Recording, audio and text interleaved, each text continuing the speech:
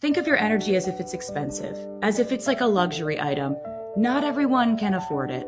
Like, not everyone has invested in you in order to be able to have the capital for you to care about this, right? Because like what you spend your energy on, that's the day.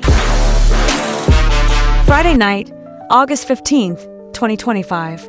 The Kansas City Chiefs, a dynasty in the making, walked into Lumen Field with the swagger of champions and the weight of expectations. But by the time the final whistle blew, the only thing heavier than the scoreboard was the air inside the Chiefs' locker room. Kansas City had just suffered a stunning 33-16 preseason defeat to the Seattle Seahawks. Yet it wasn't the loss that would echo through the weekend. It was the moment star tight end Travis Kelce embraced quarterback Patrick Mahomes and sobbed, his tears staining the memory of a night where football, fame, and raw humanity collided.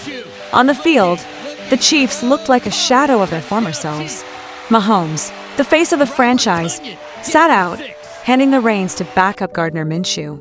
Minshew, ever the showman, managed to find a rhythm early, connecting on 7 of 9 passes for 70 yards and tossing a short touchdown to Robert Tonyan. But the offense sputtered, racking up just 156 net yards. Across the line of scrimmage, the Seahawks were electric. Sam Darnold directed a flawless opening drive.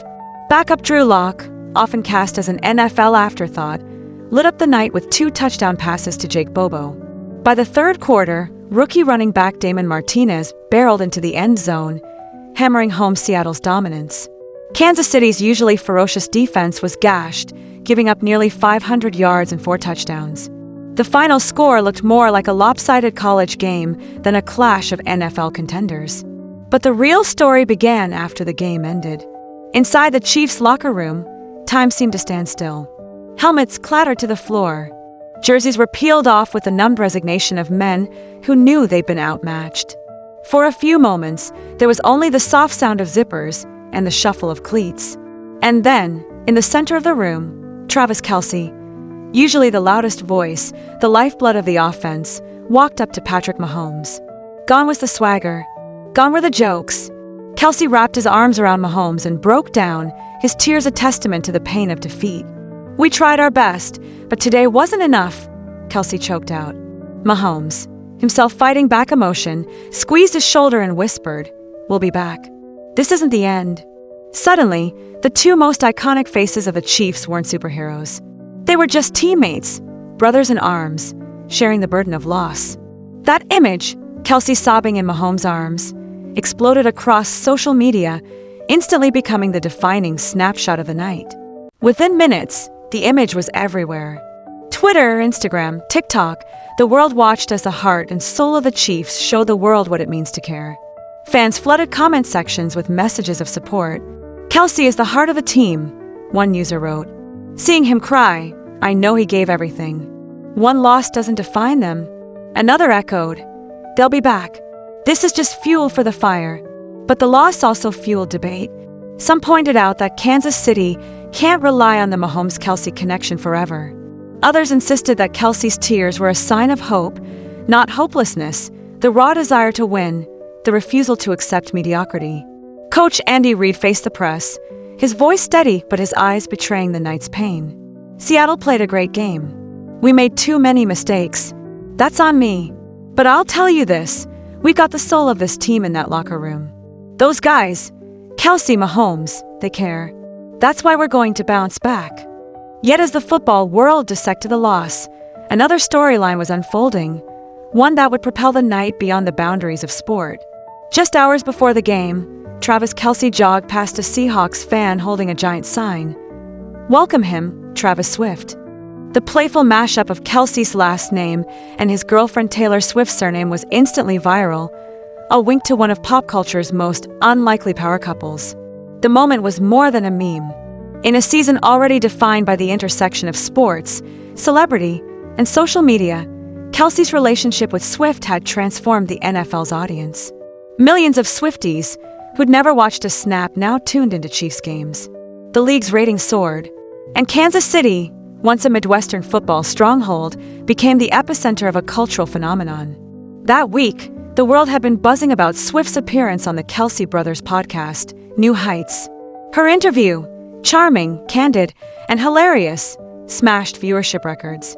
She talked about reclaiming her music masters, the chaos of the era's tour, her love of sourdough bread, and most importantly, her blossoming relationship with Travis Kelce. She even cracked a joke at her own omnipresence in NFL discourse. If there's one thing male sports fans want on their screens, it's more of me.